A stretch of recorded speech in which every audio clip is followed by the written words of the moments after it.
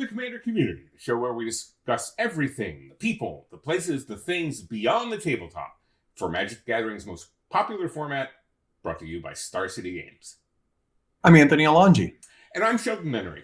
In each episode, we'll address one or more hot-button issues in the Commander community. We'll talk about current events, the intersection of our hobby with life in general, whether that's nerd culture, food, booze, everything is on the table, off the table.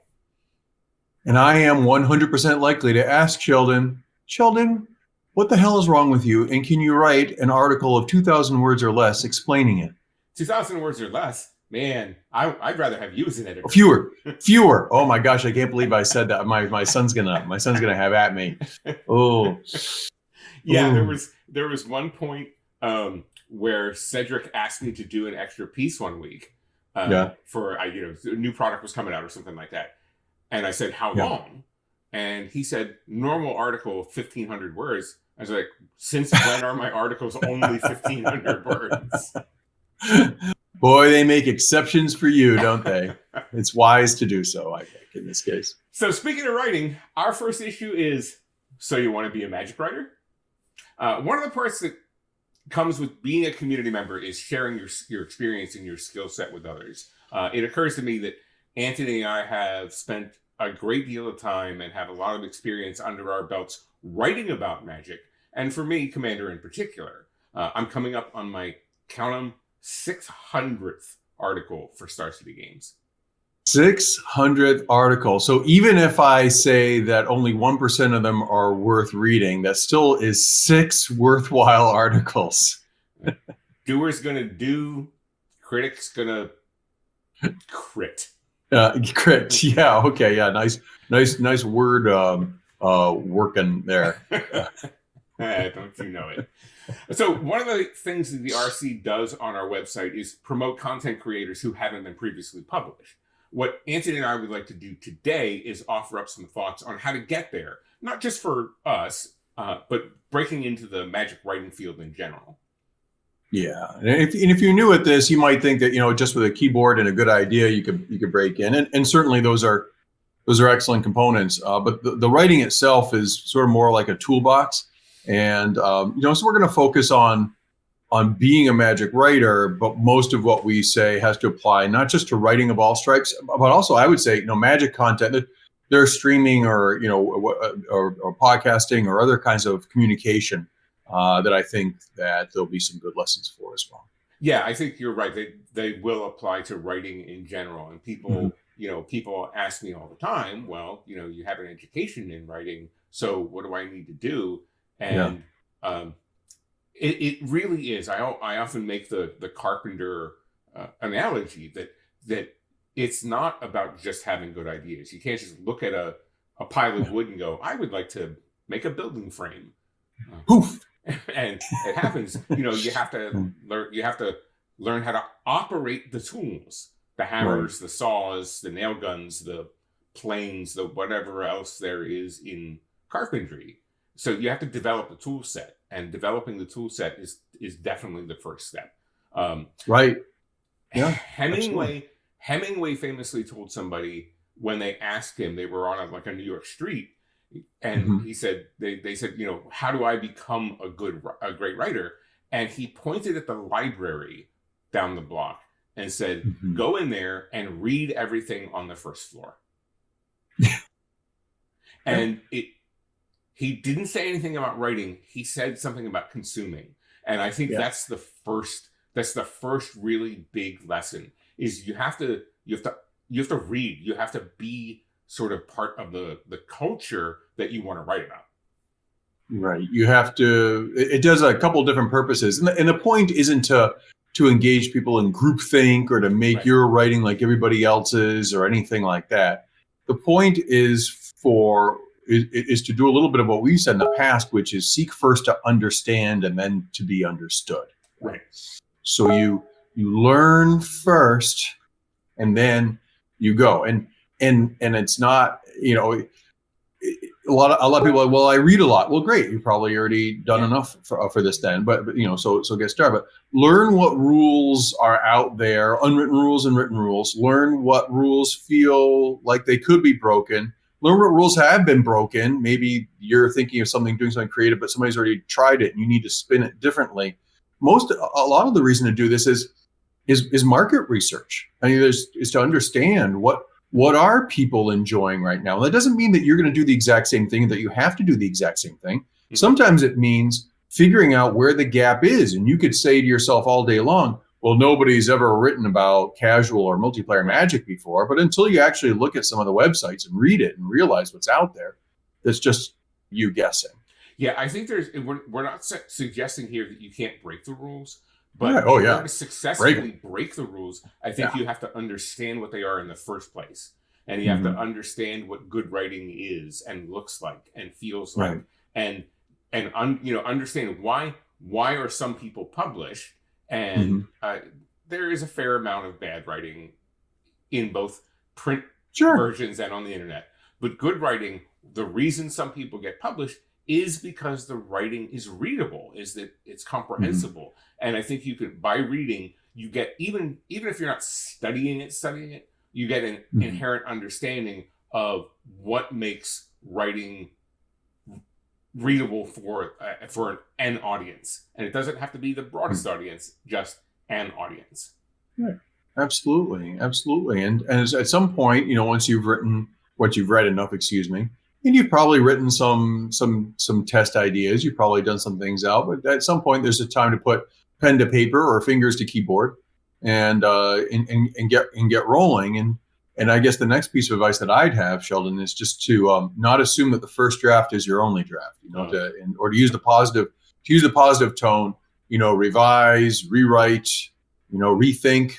Don't be afraid to go through many, many drafts. Yeah, revision is definitely your friend. And I think one of the mistakes that beginning writers make is that thinking that because they wrote it down, it's gold and it needs to be immortalized. And I mean, we all suffer. Even seasoned professionals suffer from this idea. It was like, well, it came from my fertile mind. I have to save it. And I have piles of like dead files of things that I wrote that I needed that weren't completely working, that I needed to revise, but I didn't just delete them. I sent them into a storage bin that, of course, I never look at. But there seems to be a kind of finality to just deleting the line. So in a lot of cases, it's just a dump file, so that at least emotionally, I can feel like I haven't deleted those things forever. But for your final product, I think that you really need to rethink it, even if you go back to the original draft. The way you structured that sentence or that paragraph might have been the right way in the first place. But give yourself the opportunity to see a different way. All right, what if I attack this a different way? And then, you never know what you might come up with. Right. As you know, I've written a few short novels and co-authored them with my fabulous wife, the great Mary Janice Davidson. And the writing process, whether you're writing something that's, only 500 words long or something that's more like 50,000 or more, there's this it's almost like your ego has to do like a heartbeat thing. It has to expand and it has to contract. You gotta love it and you gotta squeeze it out. You just gotta keep the words pumping, and it means taking them through and changing them and oxygenating them and reoxygenating them, and just it really is okay to just keep the stuff flowing. The purpose is motion. To a certain extent, a lot of what writing is about doesn't feel like a very mobile sort of profession, but if you think about it intellectually, there's an awful lot of motion of brain cells going on, and just want to encourage people not to stagnate and to let themselves go through and let that flow, let that happen, and look at what you're doing and read it, and then ask yourself, okay, now how can I squeeze stuff out of it and reoxygenate it and get new something else going? So that's what I would see the process as being something useful to revise and rethink, and you'll love what you end up with, I think. And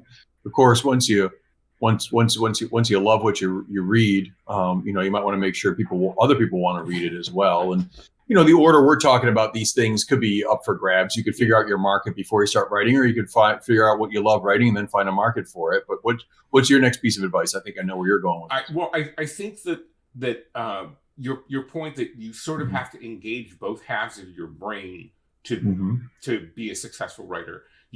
There has to be your process is definitely your own. Everybody has individual processes. Some people like to outline first. Some people just like to write stream of consciousness and then go back.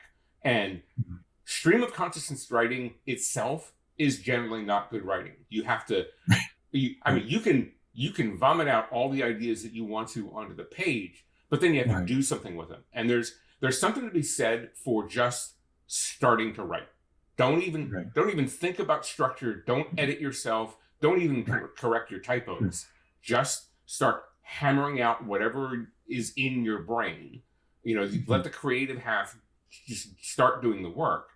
And then after after you've exhausted that, then use the organizational half, the structural half, and go back and then make something out of it and go, okay, so I need to present my ideas, and I need to support my argument, and I need to summarize. And certainly don't think that, especially in the online era, think that you're trapped in the classic 5-paragraph essay or anything. No. Right? But, No. But your piece still needs some structure, and you've gotten all the ideas. It doesn't matter whether you've typed them out or written them down. Although I will say there's a lot of evidence that the brain-hand connection when you're writing things down is different than the brain-finger connection when you're typing them. When you're typing it all out. Yep. I think I'd buy that as a representative of maybe the last generation to write out a lot of stuff longhand. When I was a teenager, I still have somewhere back in a back closet an old novel that I wrote entirely by shorthand. I mean, it's awful. It's written by a 12, 13-year-old me, and even if I were to write it out now, it wouldn't necessarily be awesome. So you can imagine what it would be like 40 years ago. But I can't bring myself to get rid of it, just because, not because it's anything good or amazing or anything, but because I spend so much effort on the writing, and it was a different kind of connection than I feel with what I type of any length. I'm also bummed to say that unfortunately you can lose what you get on a keyboard so easily. So the connection does feel a little bit different, a little more ephemeral, but still worthwhile. Right. It was, that this was about scholarly writing, not about creative writing, but every professor that I had, and for those of you who aren't aware, it wasn't that long ago that I graduated from grad school. Every professor that I had in grad school themselves, so people that were authoring books and things like that, every single one of them wrote on a legal pad first and then transferred that to the computer. Yeah. So there's something to be said about, again, that connection. I think you really feel the connection of pen to paper more than you feel the connection of like brain to keyboard. Quick digression into the modern work world. Many of us are teleworking as a result of the pandemic, and I recently assumed additional duties as supervising a team of creative professionals, actually, a photographer, graphic artists, and videographer, because we're in a hiring freeze. So we're just jamming in jobs into everybody who's there. Sure. Somebody goes and you just, all right, well, somebody else take it. And I had to get to know them. I knew them by being pre-COVID, by seeing them in the hallways from time to time. But they're on a different floor. I mean, they know me, but they don't know me and stuff like that. I had to get to know each of them. And one of the ways in which I did that is I let them see and experience me looking into the camera, but also writing down. I told them I'm going to take pen and paper. I'm going to write down what you're telling me. And I asked them questions about themselves, what they value, their careers, that kind of thing. And it was the pen to paper part that I felt was the most important. I didn't want to have them see or hear me typing, because I could just be doing an email. For me, that connection of putting pen to paper and writing down what they had to say, it could be one of the most effective active listening techniques, that that you have it. And part of it is because you have to think about how you're writing down the words to paper while you listen. It's just, there is something physical and real about that. I don't mean to sound too horribly old, and if I do, my regrets to those who are younger. But I think maybe try it, and then go ahead and mock it on Twitter. Totally cool. Yeah. But really, really do try it and see whether or not that is meaningful for you. I think you'll find it pretty. Maybe because it will be so different for some of you, it will be meaningful for you in ways that Sheldon and I are trying to describe. Yeah, I want to jump back to a point that you made earlier about when we were talking about reading the content that is out there already. I think one of the ways to break in is to fill a need that you want addressed. Right? There are voids in writing in every field, and this was a great advice from novelist Brandon Sanderson, who I happen to know, and he said. He wrote Mistborn because it was an area of the fantasy. He loved fantasy fiction, but it was an area that didn't exist, like the sort of superheroes fantasy fiction crossover. Find the niche. Like I'm not saying be gimmicky.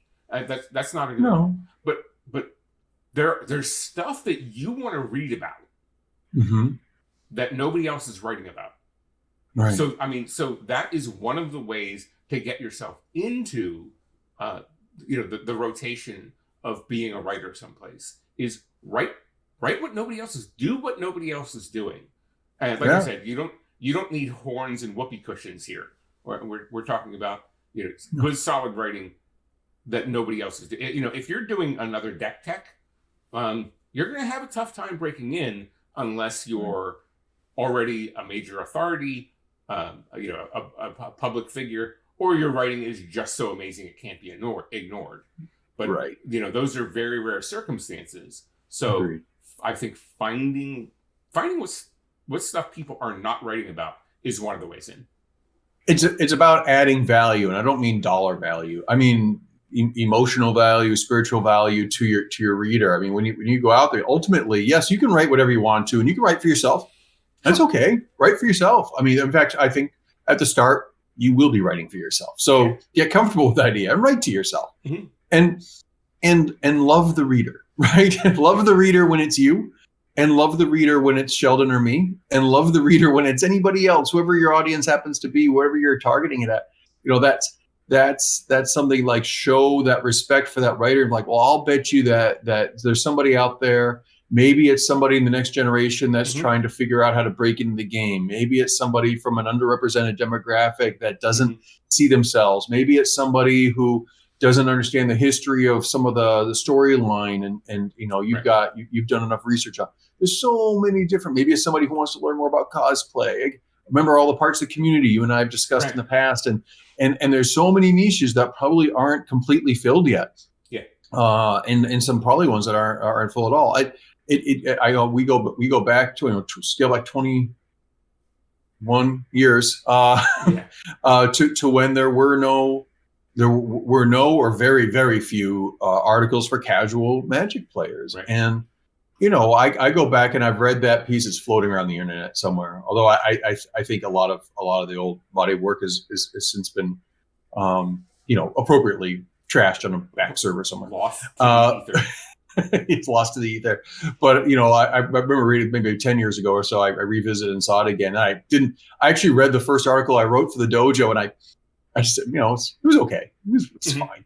And I always bless Mike Flores who I sent this off to, and I'm like, wouldn't it be cool if you guys, instead of just all the tournament reports, if you guys sort of had like a casual Fridays thing, I don't know, and like here's what an article might look like, and I broke our own advice, and I didn't spend it. I did out a sample draft. I didn't mean it to be an article. Well, they published it. It was like, well, okay. And from there, we continued onward and forward, and they got started to sharpen the writing from there. But the idea was that there was such a vacuum that even a dope like me could have gotten sucked into it, and so but now it's harder because it's a much more mature market. Yeah, for sure. Segments, and There's, all these different people feeding the segments. There's different media out there. You don't have to be writing an article. You could be streaming. You could be, cosplaying. You could be doing so many other different ways of engaging the community. And I think that, but finding the basic lesson is still there, to find the thing that isn't. Yeah, I agree. And go there if you can. If it's compelling to you, and don't just go there because you feel like you have to. Go there because you want to.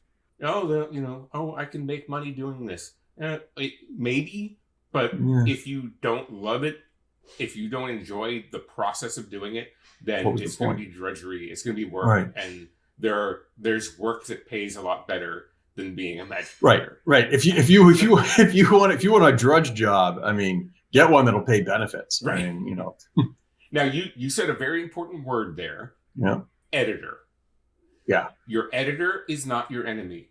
Your editor is your friend, and this goes back to the revision. Friend? Editor friend? Your editor understands even better than you do what the publication wants to put out there. So when the editor suggests, hey, and we're not just talking about, your grammar is a little awkward here. But when your editor is talking about structures and points, maybe you've made a secondary point that they want to be the primary. Work with the editor. That they generally know what they're doing. Yeah. But also, don't be afraid to argue with them.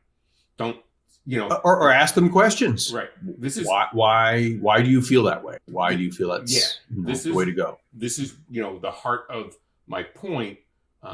But again, you really have to lose that emotional sort of media-driven, the TV and movie teenage angsty idea about what your writing is. Yeah. Your writing isn't, unless you're really a creative writer, your writing isn't about expression of the human condition or the outpouring of your soul. It's a skill. It's a skill, and to some extent an art. But you have to make it into a product. It doesn't exist full form from the first idea. There are a lot of people that talk about the fact that Jack Kerouac took only 3 weeks to write On the Road. It took Jack Kerouac 6 years to publish On the Road. Right. Yeah. It's not as simple as it seems. Yeah. It never is. And when we say go ahead and ask your editor questions, we don't mean what we mean is ask your editor honest questions. Don't sea lion your editor. Don't say, I just want to engage in an honest discussion about my writing and you hate it. Right. Like it's this is something to really pay a little bit of attention to with your tone with the professionals that are trying to help you. Once you're done writing and you're engaging other members of the community, you are, whether you want to be or not, whether you want to feel like it or not, you want people to read your stuff, you're engaging professionals, or you're engaging readers who may or may not like your stuff, and they're going to critique it and they're going to talk to you about it. You don't have to accept every criticism. Yes. But and certainly don't have to accept the stuff that's flat out rude or inappropriate. I'm not talking about that. I'm talking about the actual well-intended, helpful criticisms that are coming at you, and that, if you start to feel defensive about your writing, then just take a moment, analyze why that might be, right? And just make sure that you're being honest with yourself about it, because that's one of the last stages of the last piece of advice I'd have, Sheldon. You may have others, but is just to once you let your baby go, it's not yours anymore. Right. It becomes like the whole point of one of the big points of writing is to let others have it. Yeah. You are giving them this gift of your writing. And when they take it, they may say, that's very nice, and I would do this and that and this other thing. And you don't have to incorporate their feedback into your next draft, but you do have to just let them react to it. You have to let them love it or hate it. You and I put episodes, and this is just about writing, of course, it's about any sort of performance or art or anything that you do. You put things out there. You put them on the internet. The internet is a cruel, effed up place. And it's going to have people in it that are wonderful and who get it, who get you. And it's also going to have people who, because this is humanity, who just are either they don't get it or they don't want to get it, or their job is literally to try to pull you apart. And learning a little bit about that and learning how to protect yourself, I think, is important. Yeah, you have to. Yeah, you have to. If you want to be a writer, you definitely have to develop a thick skin. Yeah, just remember that rejection is going to be the norm as opposed to acceptance. And sometimes it's just part of the business. Good writing doesn't get picked up because there's not. Again, as we talked earlier, it's a bit of a crowded space. So there's stuff that's perfectly fine that there's no place to put. Now, with the internet, of course, self-publishing is fine. You can stand up your own website and write about magic all you want. But that's kind of a lonely effort, and getting people to read it, because people have a limited amount of time to do things. But you really have to sort of get disconnected from the emotional investment once you've produced something, especially. And yes, the internet can be a very cold and cruel place, and people say horrible and hateful things. Just remember that when people say cruel things, that's never about you. Yeah, it's mostly a bunch of frustrated writers that didn't get as far as you did. It's just, that's how I like to think of them. Good for you. You've just shown, what you'd like to be doing. And that is absolutely 100% correct. Take care of yourself. We just because we've given you advice to listen to others doesn't mean you don't listen. And then seek to be understood, right? So that second part, seek first to understand and then to be understood, and that's okay. Your voice is just as important as anybody else's out there, and stand by it. Once you've done all this work, then be proud of it. And I know we certainly wish any of you that are looking to go down this journey some no small measure of luck. Sheldon, I'll let you speak for yourself.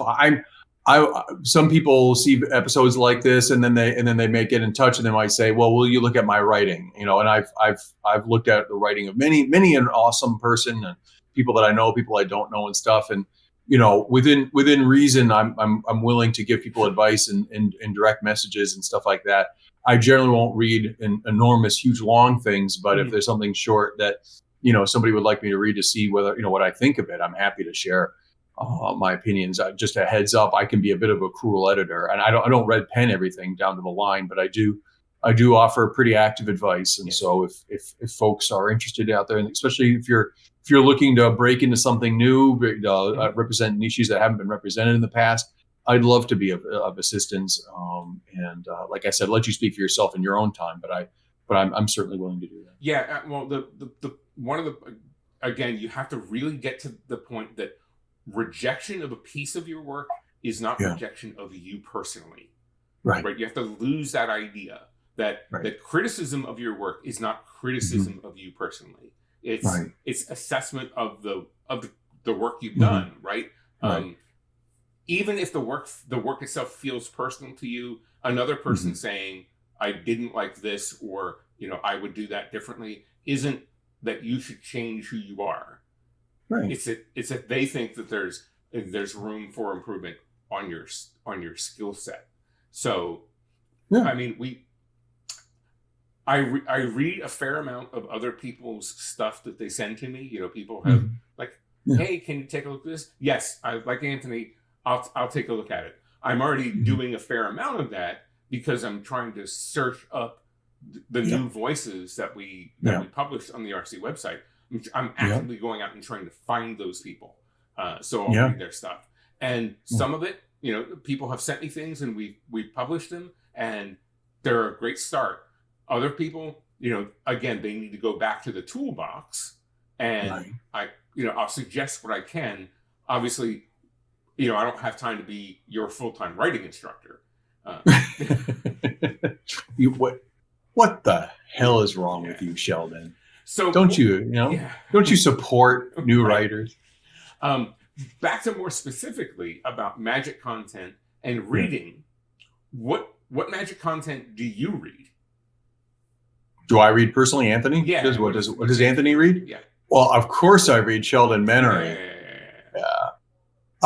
There's a variety. Usually at this point, I use Twitter as my main input. So if somebody's self-promoting really well, or if it's just getting good buzz, I'll usually just catch things that are out there. There's a variety of different articles on Commander. I'll usually dabble mostly in Commander. I don't want to get into names because I feel like if I miss a name, I don't want people to feel excluded. But let me put it this way: there's a wide diversity of voices that I would not have listened to without more serious exploration of my own privilege, and what others experience and how they see the world. And I'm really appreciating reading a lot of voices that are unlike mine. Right. I'm learning a lot, but I'm also seeing some stuff where I'm like, wow, that journey is so similar to a journey that I might experience too. And I just really enjoy that. I enjoy that there's a game that brings us together. And here I get to see, this person really thinks Boros ought to be,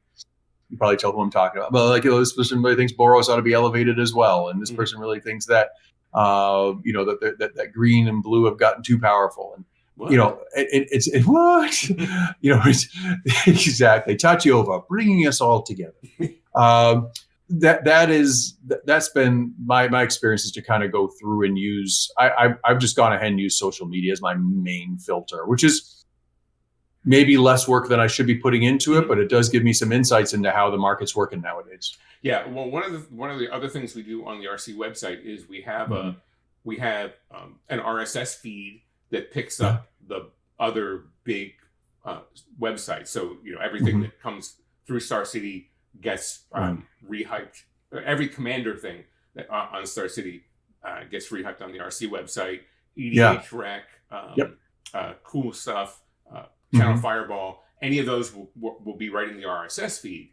Then we also do cultivated content where, again, like somebody has written something on one of the smaller websites, and I'm like, well, this is pretty interesting. Let's let's promote that.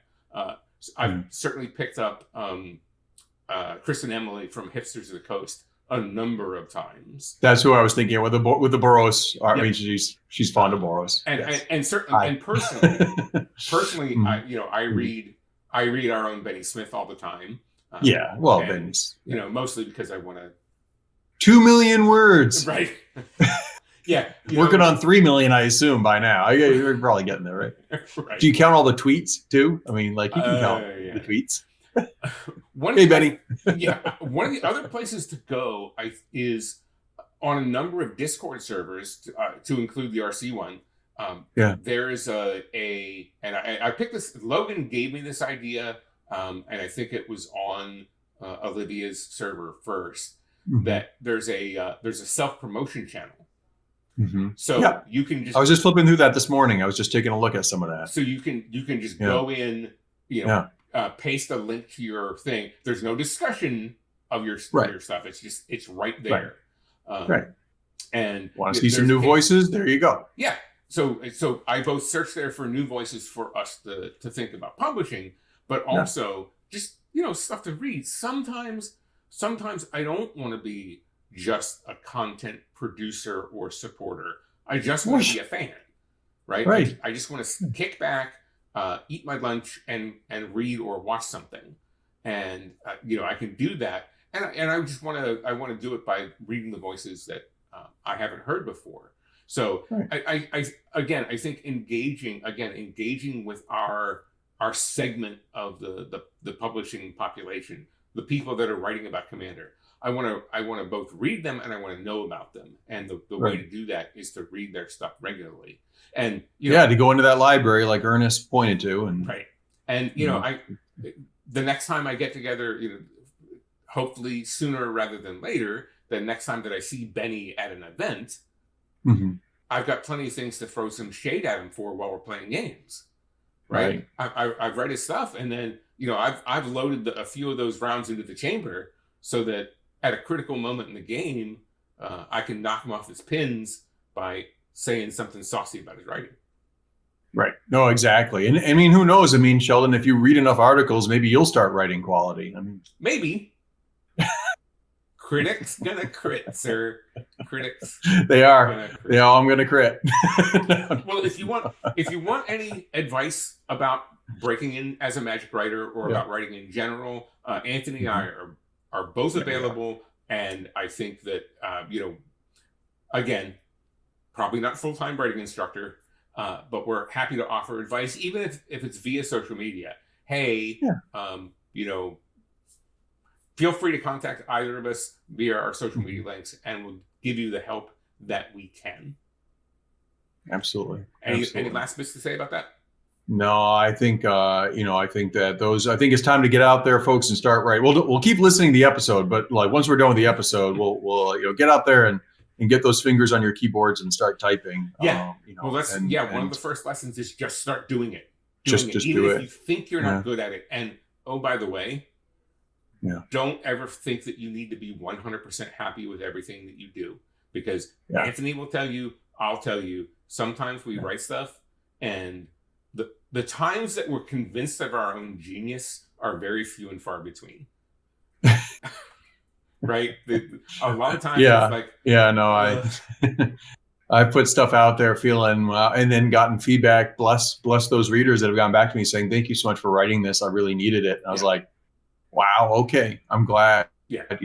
We're not always the best judge of what the market needs. I mean, it works in the other way. Like just we think about as new writers, I guess I do have one more thing to say about this, which is, we think about this as new or experienced writers in terms of being, well, if I put something out there and the market doesn't get it, then maybe the market, maybe there's something wrong with the market. No, listen to them, listen to those voices. But the good news is that also works in reverse. Like, well, I didn't think this was really good.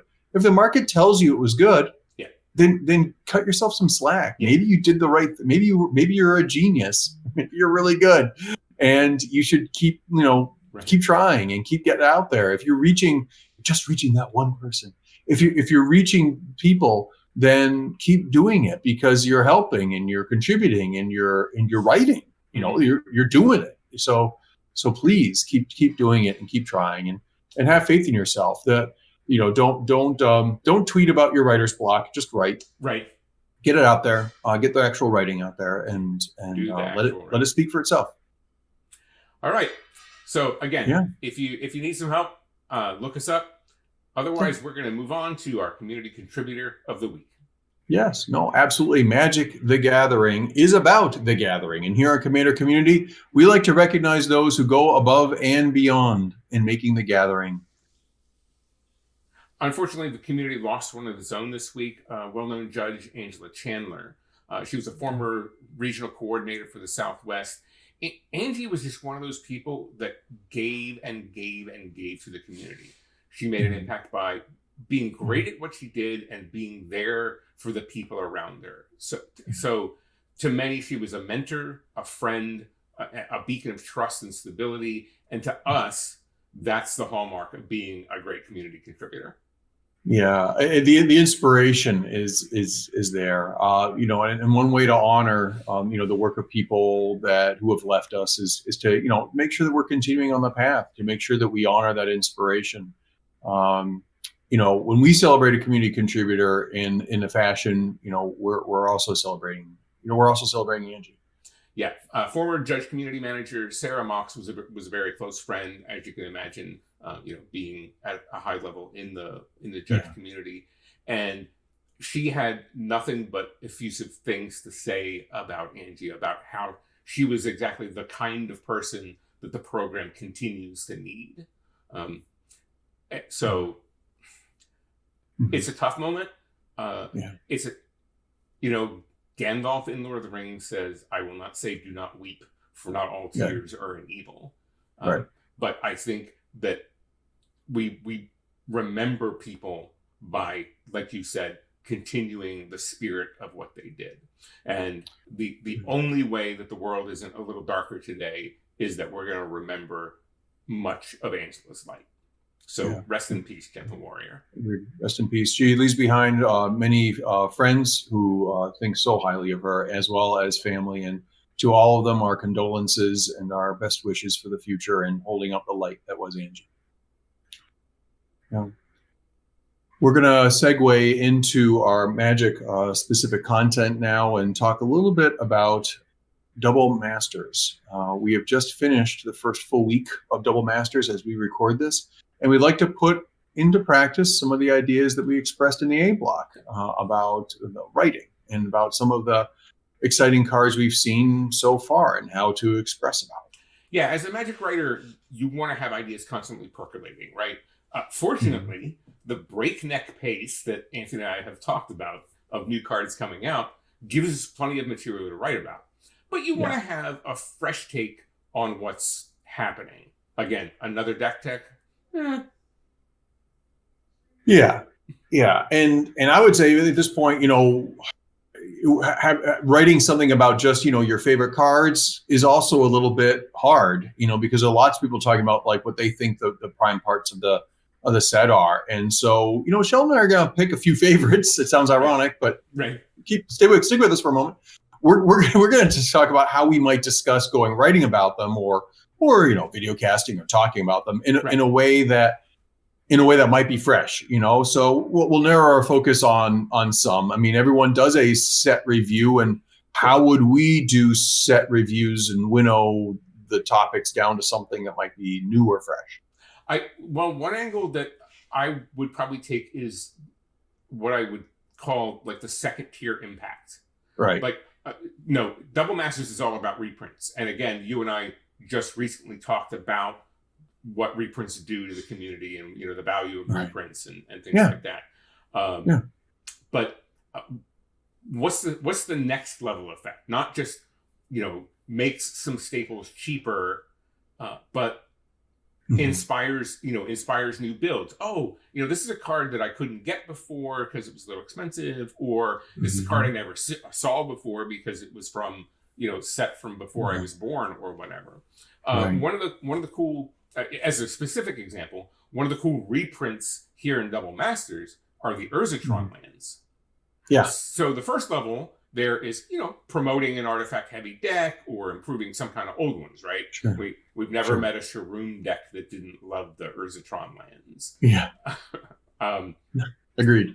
The second level I think that I'd maybe focus on is the upshot of what that first level effect will be. I wouldn't necessarily go with just, it looks like I'm going to have to run more artifact hate, which you probably should be doing anyway, in addition to staying in school, eating your vegetables. Staying in school, eating your vegetables. Yeah. But what I would do with the fact that there's more artifact hate running around your environment in general. Yeah. Like, okay, does that mean creeping corrosion becomes a staple? Do I need to think about fracturing gust more often? That's where I would focus sort of my my energy on, considering what the second tier impact. Yeah, is. I saw when Doubling Season first reprinted in the team set. The Kylum was the plane. I'm going to forget the name of the set now, of course, because I'm on video. But but it was a battle bond. And when that came out, I saw a surge in the local metagame. I saw a surge of Doubling Season decks, counter decks, and such.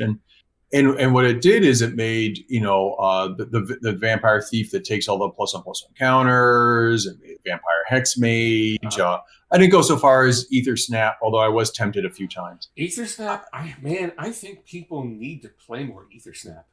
I accept your advice, and I'm setting it aside. No, I think at this point it's been so long that I can't consider myself qualified. I haven't played it in a recent enough game, so I am listening. Especially. Sell me on Ether Snap, Sheldon. Go for it. Right. Well, especially in the world where there are more planeswalkers running around. Yeah. Removing. Atraxa getting a reprint. Get back to this. Atraxa is getting a reprint. Maybe this is the time. And certainly there's enough Atraxa running around in the first place. But is the reprint going to again inspire people who weren't going to play it before? It's like, it's good, but I don't want to, or I can't afford to do that. Now it's going to be a relatively affordable card. People are going to start building. Are they just going to copy the Super Friends decks, or are they going to use some of the other cards that are coming out in this set? So I would again focus on what's going to happen with Atraxa. Is it going to be more of the same? Maybe. But Commander players are very good about finding new angles on things too. So, sort of predicting what new angles they're going to be and finding the cards that they're going to use. And then, people talk about metagame adjustments all the time. We're talking about, for one, I don't think there's a Commander metagame. Right? There's no, in certain circles, certainly in certain local metagames, sure, maybe a little bit. If you have a small enough group and people have their favorite decks, you can sense it. But in terms of like the worldwide Commander metagame is a nothing. That's a false nothing burger image. It's a nothing burger. It's a nothing burger. Your local groups, I think metagame as far as most Commander players are concerned are their local groups or their local shops. Maybe like in the CDH community, I'm sure there's a bigger picture metagame. But for the most part, if you're optimizing, there'll be an optimal. Our metagames are limited to the people that we're regularly playing with. So being agile and adapting to that, I think, is a skill. And these new cards, the Double Masters reprints, because they're got those saucy alternate art versions and whatnot. And somebody might finally go, I'm going to run a Blightsteel Colossus. Yeah. And what do you do? What do I do if I know that Anthony, playing in my regular game, really, has gotten excited about Blightsteel Colossus? Right. One card is not, one card is probably not a thing to adapt to.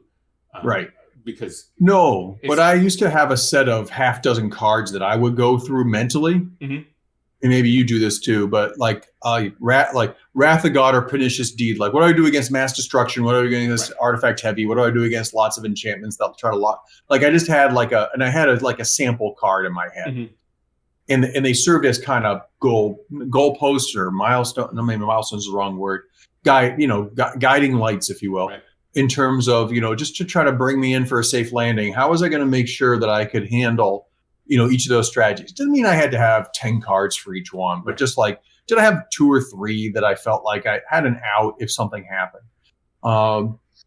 And you can take the idea too far, but if you keep it to half a dozen or fewer, you can probably make some deck choices. Make sure that you have a creature that can handle this. If you're a creature heavy deck, what are you going to do if the board wipes all the time? Is a pretty okay question to ask yourself, right?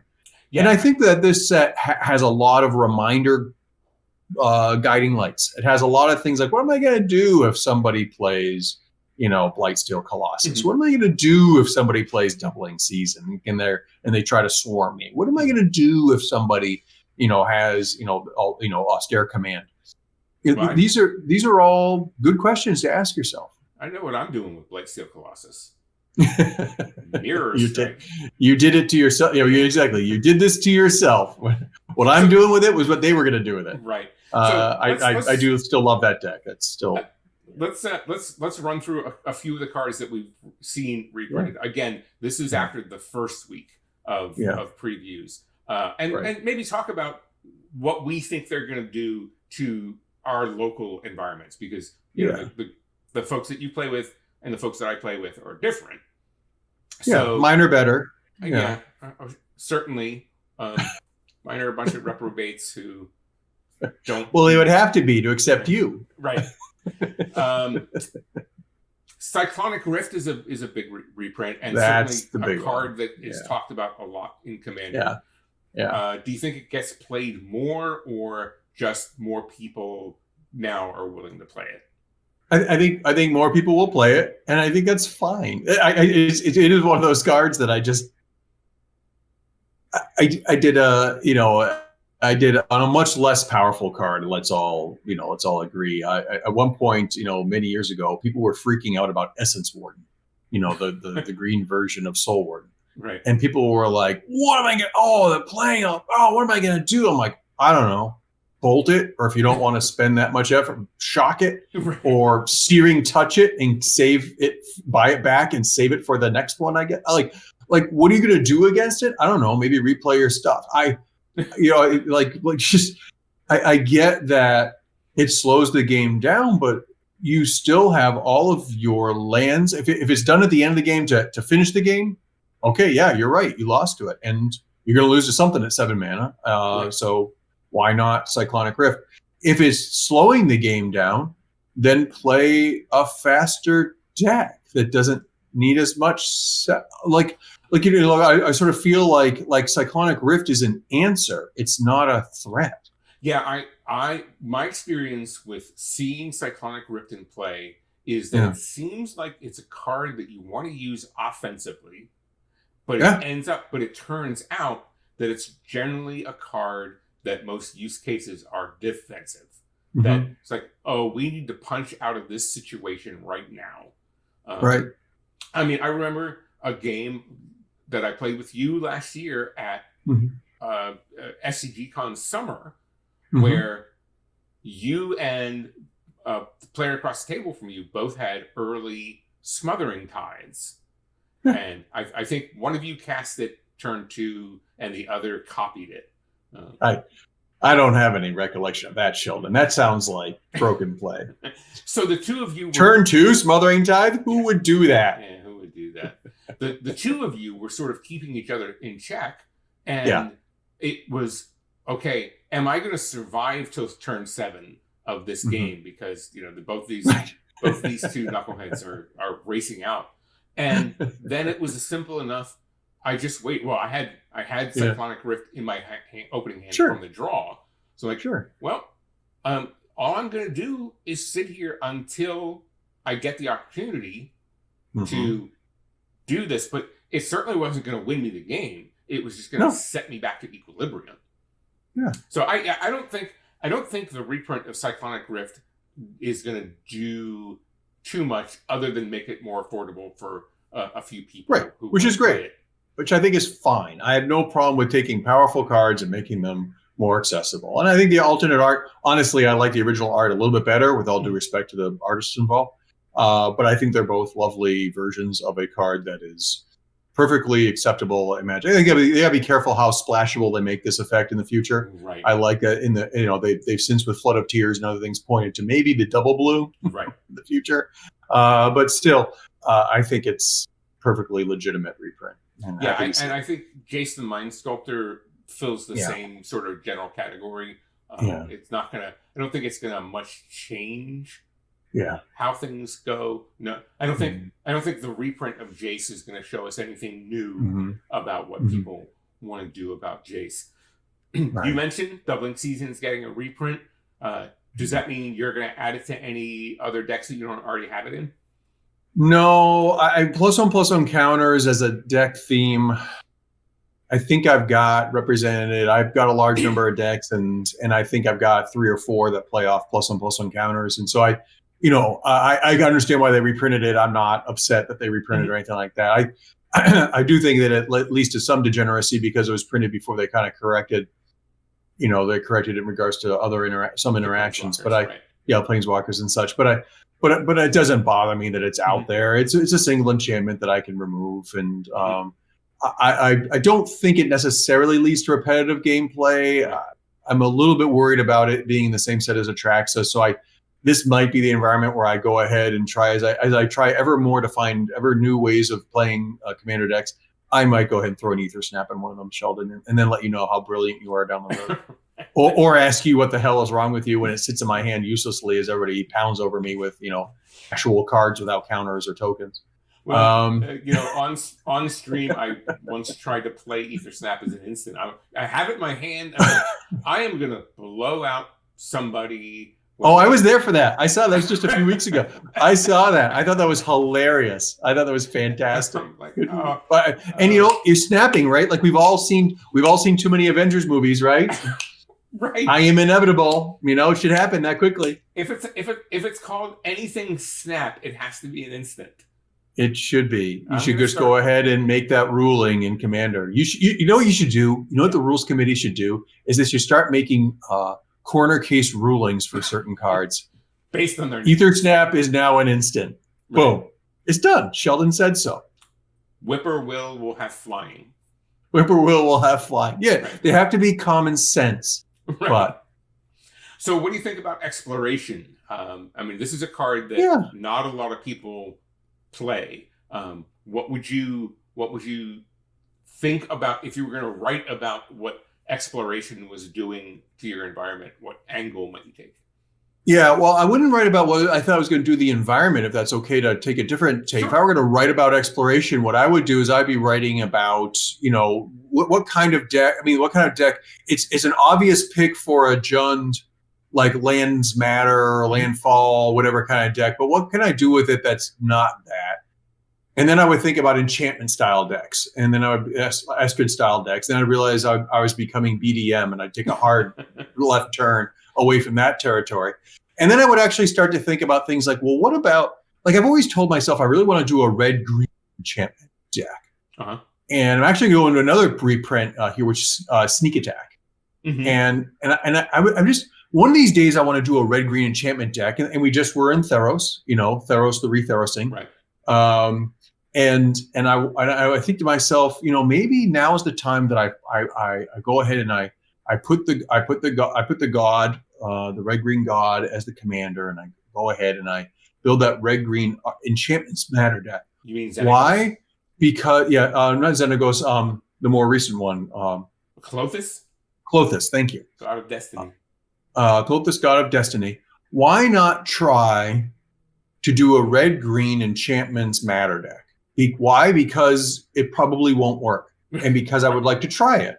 And I would like to try to do something different. So here's an example of something like it's inside me. The idea of, it's been for maybe 2-3 years, of maybe a red green enchantment deck, just because I happen to have a bunch of red green enchantments sitting around that I don't use, like Sneak Attack. I'm like, Sneak Attack is one of the best cards, one of the highest value cards. I don't use it in all my decks. Why? Because it just doesn't fit. But maybe it should. Maybe I should build a deck where it can shine. And I think exploration, to get back to your question, if I were to write about exploration, I would probably take a hack at an article that shows a thought process, putting together something unconventional that not a ton of people have probably thought to do yet. Red green enchantments. Maybe for good reasons. It's a thing. Right. But that's the writing process for you. Right. One of the other things that I personally like about reprint sets like Double Masters is that they provide foil versions of cards that weren't previously available in foil. There are a lot of commander set cards that were only printed in the commander set, which doesn't have foils. I feel a raven coming in, see something shiny, a magpie perhaps. So Hammer of Nizan is a card that I'm tremendously excited about. Unfortunately, since it's such a great card and it's a relatively expensive card at the moment, I think that the reprint is going to get it, the regular version, to be less expensive.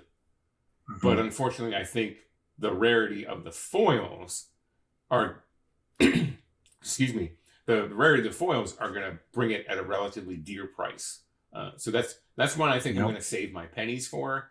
Yeah, I was gonna say break open the piggy bank, dude, and get ready to spill all those nickels and dimes out on this thing. Yeah, that's gonna be one of the reprints. The foil rims, we're gonna see a lot of variance in the price of between foil, I think, and Well, I think there's an article here in discussing your own mindset regarding a particular card, because for me, it's tough for me to think of Hammer of Nizan and not think of the cat deck that it came in the commander set.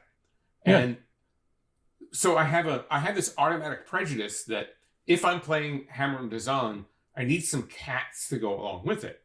So like Nizan. Right. So exploring your own thought processes about building a deck, not just that I built this deck and here's why, but sort of going into your own motivations for how and why you built the deck is a really good topic to write an article about, to discuss your prejudices, to discuss your habits, why you decided to stick with the habit, or how you decided to break it. Right. I want to do a callback to one of our earlier episodes on cats and dogs and say that I obviously this is one of the things that obviously it's reprints, so they're not going to reprint a lot of dogs, but they're certainly using, Right. They're picking a couple of cats, right? And they obviously knew this was going to be in Double Masters, and so it's kind of nice to see a little bit of support, for people who might want to build that deck with with the dog cat. I'm very careful to call it the dog cat because dog comes first.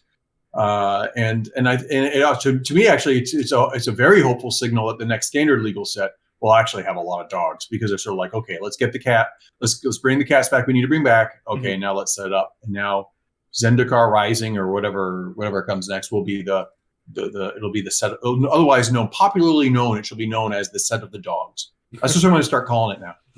I just assume that Wizards and I are on the same page. And I think it'll work out great. I think it'll work out great. I think whenever we just predict what's going to happen in a set, we're never let down. And that someone will, in some fashion, let the dogs out. Let the dogs out. How about cards like Force of Will? You and I have certain opinions about counter spells, and here's one that costs 2 cards. Yeah. Well, again, part of the thing that reprint sets do is democratize the formats that the cards are legal in. And will we see an uptick in the number of people playing Force of Will? I think probably not, actually, in Commander. I agree. I think if you're predisposed to need to play a lot of counter spells, that you don't really you're already there, right? You've already have your Force of Will. So there's probably a couple of people that are going to go, well, maybe I'll try it because, again, there's an affordable version. But I don't see the big range impact to Commander. I think they're going to be disappointed in the long run too. I mean, I think they'll have one blowout awesome counterspell at one point, and then I think that over time they're going to realize that you're not just giving people the other players at the table a 2-for-0 now. You're giving them a 3-for-0. Yeah. Well, I'm a firm believer that in Commander, counterspells need to do more than counter a spell. I agree. That because of the multiplayer nature. Again, if you're playing in the CDH corner of the pool, right? Yeah, we're not talking CD. If you're just protecting your combo, sure. But in general, in a core demographic style game, your counterspell needs to be draining Welk, which gives you a big creature after, right? Or it needs. I'd rather even on the turns before I could play them, I would rather open a hand with Exclude or Draining Welk, or even something like Spelljack, which I know is a bit much, but I'd rather open that and get a little bit mana screwed and wonder if I'm going to get the mana in time to play and stop the thing. But then at some point in the game, know that I've got a thing that really, it's not going to give up a ton of advantage. I don't have to keep an extra blue card in my hand and then ditch it just to stop a thing from, I know that there are people out there that believe that, and they continue to believe, well, yeah, but if you stop a Wrath of God, you're saving all these permanents. Yes, and you're saving all the other ones too. Make sure you count all those up too. Right. Because you're giving the people those permanents. There's things, and we talk about spot removal as well. And sometimes say, well, sometimes you just need to get rid of the thing. I'm like, yeah, but if you're going to get rid of the thing, get rid of all the other crap too. I still am a very firm, I'm probably on the spectrum of belief here. I'm probably very far flung on one end, which says if it's a 1-for-1, it's not. It's an 0-for-2 for everybody else at the table. Try to avoid, at least replace the card with a draw a card version, or ideally attach it to a creature, or find some way, or have a deck that is so good at getting the things back that you're fine. You overwhelm with other advantage. Just be mindful of it, I guess, is all. So if you're playing Force of Will, you see Force of Will, to get back to the set, you see Force of Will, you're stoked about it. I'd be stoked too. And by the way, the new art. I was going to bring up the new art too. Delightful. But it's so I get it. But just know what it does and know what it doesn't do. Right. Yeah, I agree. Well, we're going to see plenty from Double Masters in the coming weeks, and you better believe that Anthony and I will be right on top of it, talking to you about it. There's plenty of work to be done, but unfortunately, it's time for us to wrap this episode of Commander Community. If you're watching us on YouTube, please remember to follow, like, subscribe, and ring those bells. We'd hate for you to miss an episode where Anthony asks his initial question and it continues to go unanswered. You want to tell these folks where they can find you on social media? Sure. You can find me on Twitter at Anthony A. Alonji. You can also find me on Facebook at Anthony Alonji. I'm on Twitter and Facebook by my name. That's Sheldon Menery. Please tune into my other show, The Command Share, every Thursday on StarCityGames.com and YouTube. Also on Thursdays, 8 p.m. Eastern Time in the U.S. You can catch me, the other members of the Commander RC, on the Commander RC Twitch channel. That's twitch.tv/The Cryptic Commander RC. Then finally on Sundays, you can find me right here, writing about the best format in Magic history on StarCityGames.com. As always, I'm Sheldon Menery. And I'm Anthony Alonji. Thank you for sharing your community with us.